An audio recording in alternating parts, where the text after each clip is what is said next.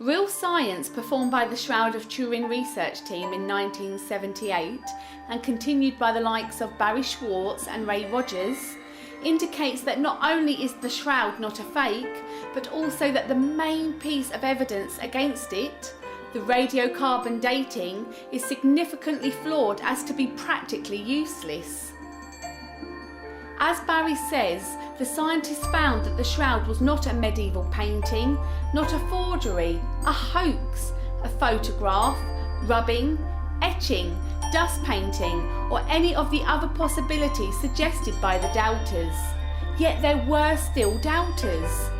If only we had some other piece of evidence to corroborate the story of the shroud. What many people don't realise is that we do. Fiercely protected behind lock and key at the Cathedral of San Salvador in Ovidio, Spain, sits a great wooden ark. The metal front, fashioned in distinctly Roman style, shows the image of a man on what appears to be a throne, surrounded by 12 other figures. Legend has it that this chest was kept secretly in a cave near a monastery in Jerusalem until the 7th century.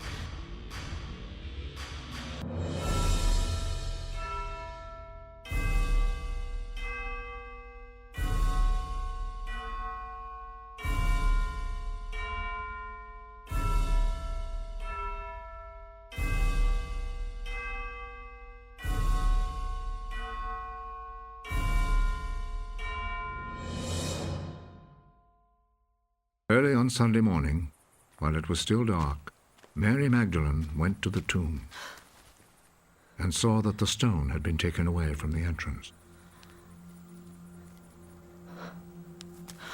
She went running to Simon Peter and the other disciple whom Jesus loved.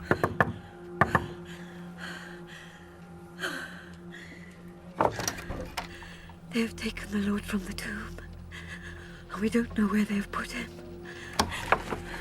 Then Peter and the other disciple went to the tomb. The two of them were running, but the other disciple ran faster than Peter and reached the tomb first. He bent over and saw the linen cloths, but he did not go in. Behind him came Simon Peter, and he went straight into the tomb.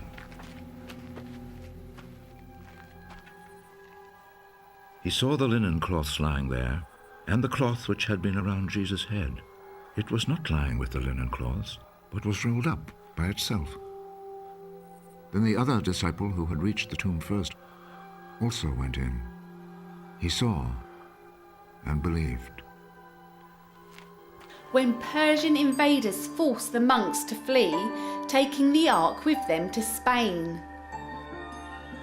They risked their lives to keep the box safe because of what it contains. Inside the Roman ark, at the cathedral in Ovidio, is a piece of cloth known as the Sudarium of Oviedo. Cedarium means shroud.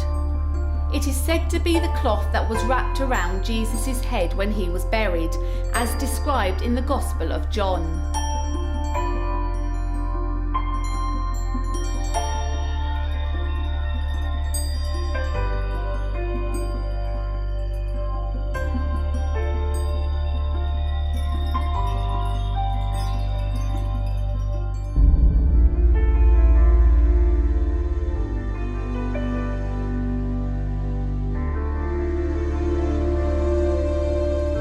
Blood tests conducted on the cedarium and the Shroud of Turin prove that both are of the same blood type, AB, a rare blood type amongst medieval Europeans but common in the Middle East. What's more, pollen samples taken from both cloths place them both in the Palestine area, and textile experts have confirmed that the cedarium is made from the same fabric as the shroud. Are the shroud and the cedarium really linked? Look and ye shall find, said Jesus. There would seem to be no doubt that both the Shroud of Turin, and the Sudarium of Ovidio both covered the same man. A man of Middle Eastern origin who was scourged and whipped, nailed to a cross, crowned with thorns, and pierced with a spear.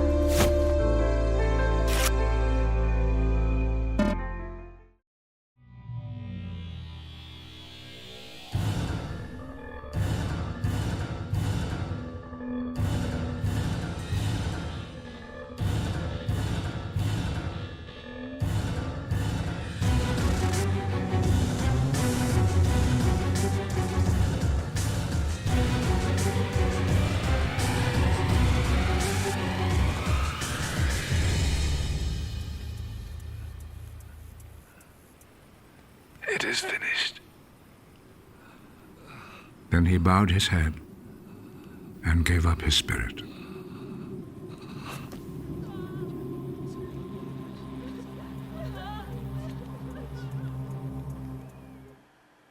So the scientists found that the Shroud of Turin was not a fake, not a hoax, not a painting or a photograph, or any of the other things that the doubters claimed. And Ray Rogers found that the radiocarbon dating, the only scientific test to cast real doubts on the authenticity of the shroud, was fatally flawed. The blood stains on both the shroud and the cedarium matched the description of the events in the Gospels. Now, having seen everything we have seen, let us consider again our friend Thomas. One of the 12 disciples, Thomas, called the twin, was not with them when Jesus came.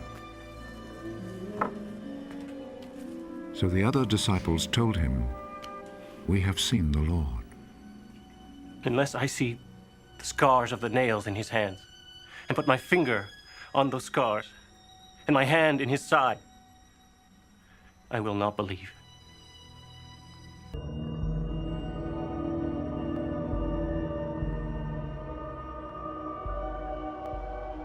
Unless I see the scars of the nails in his hand, and put my finger on those scars, and my hand in his side, I will not believe.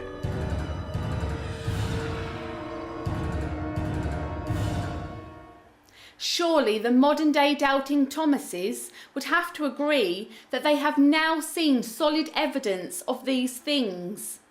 Yet many of them will still not believe. And somehow we know that many of them never will. Why not? Well, the Gospels have something to say on the matter. That's how the judgment works. The light has come into the world, but people love the darkness rather than the light, because their deeds are evil. Those who do evil things hate the light and will not come to the light, because they do not want their evil deed to be shown up. But those who do what is true come to the light, in order that the light may show that what they did was in obedience to God. Some people will never accept the truth because they are afraid. Maybe there is nothing we can do about that except to plead with them to keep their eyes open, for when their eyes are open they may truly see, and the truth may come to them. Which leads us to one final incredible piece of the scientific puzzle. The VP8 image analyzer is a